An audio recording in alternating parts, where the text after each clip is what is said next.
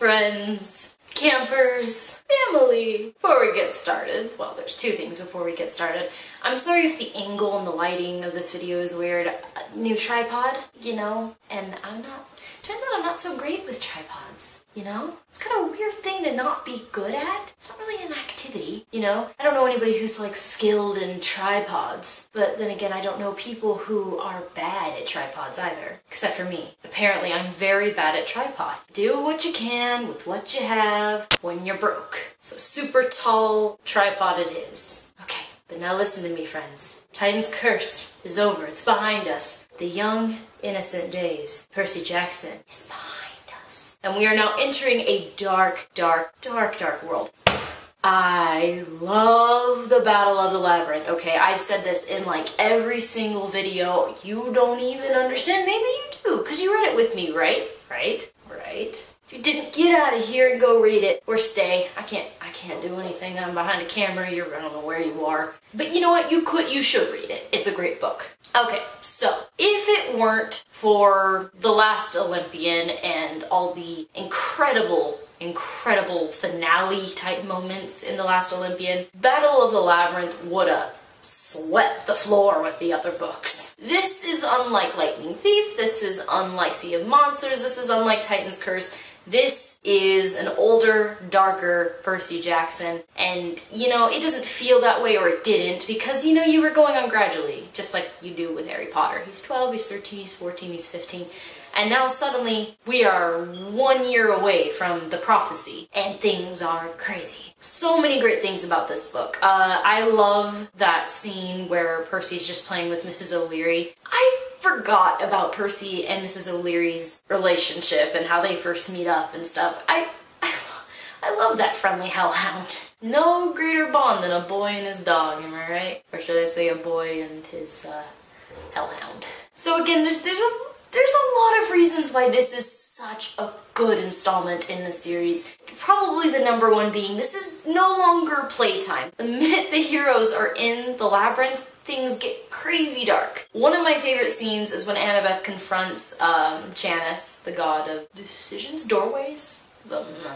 And they're just saying, hey, you know, you have a big decision to make, okay? Are you going to choose now? You should choose me. You should choose me. And you can tell Annabeth is really dreading whatever this decision is. And it's kind of just insight to, well, I guess I'll put it this way. Percy Jackson is a big deal. He's the hero, but on the sidelines, Annabeth makes a lot of decisions on her own that also affect the outcome of the last book. So it's just kind of showing us, look, we know that Percy's important, but you can't forget that Annabeth is also very, very important. Now, there's something about the labyrinth that's super creepy. I think it's because when I was in elementary school, we actually read a book about the labyrinth that I distinctly remember giving me nightmares. It was just a creepy place. There were lions and life-ending boulders that smashed you and like snakes, and I don't remember the name of the book for the life of me.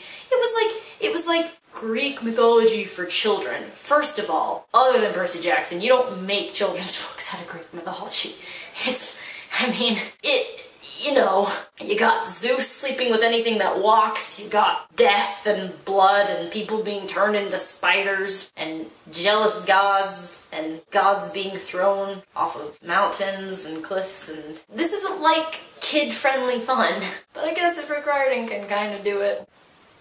I just distinctly remember this book just did not have that charm. It was scary. So the minute I read this for the first time, I remember thinking, oh man, it reminds me of that creepy Labyrinth book I read in the 4th, 5th grade. Except worse. I'm gonna let you in on a little secret. One of my worst recurring nightmares that I have at least 3 or 4 times a year is when I'm trapped in a giant maze and I can't find my way out. There's an extra fun version of this nightmare where an invisible man with an axe is chasing me all the while and I just can't find a way out, and it's very frustrating, and I normally wake up pretty freaked out. So Labyrinth is pretty scary for me, but for you guys who are probably normal, not so much. So scariness aside, lots of really good parts. There's Janus. The whole thing with Hera and Annabeth is really, really cool. I like that clash because Hera's such a jerk.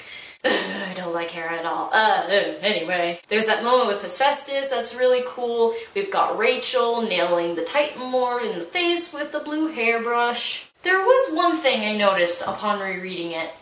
Nico's little little side story. I know that we couldn't have really done without it. Like, I've been thinking about a way that it couldn't have existed, but it had to in order for, like, the River Styx to become a thing in the next book and, you know, whatever else. But did anyone else feel like Nico's little side journey was more of a distraction than anything? Like, every time we got to Percy dreaming about Nico raising the dead and making bad decisions, I was just like, ugh. We get back to the story now. Which is stupid, because Nico is a part of the story in this. I mean, he kind of, you know, moves the plot in certain directions. He's not just there, but he feels like he is. And maybe you guys can kind of identify what that feeling is. Like, maybe it could have been better written, or maybe it could have been a smaller part, or maybe a larger part.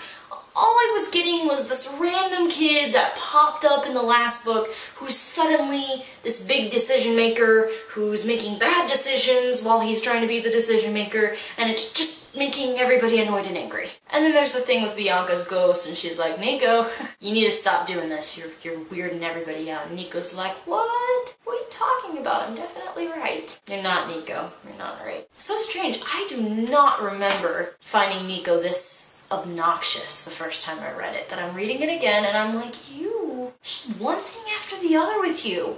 One bad decision after the next, after the next, after the next, and then Percy saves you and you still hate him, and then Percy saves you again and you still hate him. It's just like, what the heck, dude? But fingers crossed for the last Olympian. He's a little less bitter, a little more cool. So yeah, fingers crossed, arms crossed, neck crossed. Okay, so probably one of my favorite parts about this book is that Annabeth is in charge of the quest, which she's been dying to do, and she does such a good job at it. And I love the moment where she's like, so Percy, do you want to come? And he's like, of course! Yeah, you know I'm there. And she's just like, Percy.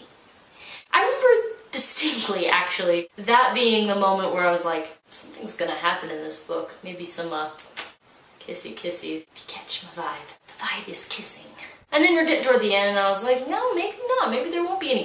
Oh my gosh, they kissed. I was super happy. And I keep trying, like, I'm sorry if I babble. There are so many great, important moments.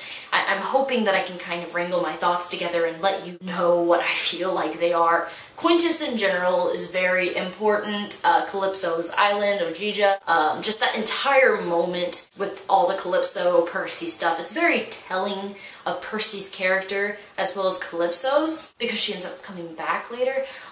Although, you know, when she does come back, she's a little underwhelming, but whatever. We're not really talking about Heroes of Olympus.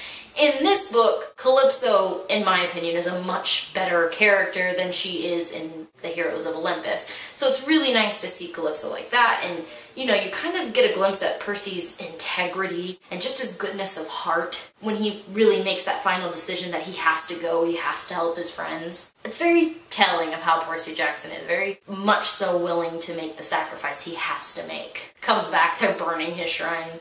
It's pretty funny. There's actually a fight in this book that I really, really love. It was between Percy and the other son of Poseidon, the one who the earth kept healing him. I just like Percy's creative way of fighting when he goes on top of the ropes and just starts tangling him up and then slashing him so he can't come back. Kind of reminded me of Jack Skellington and Oogie Boogie. Just a little bit, you know, all the bugs crawl out.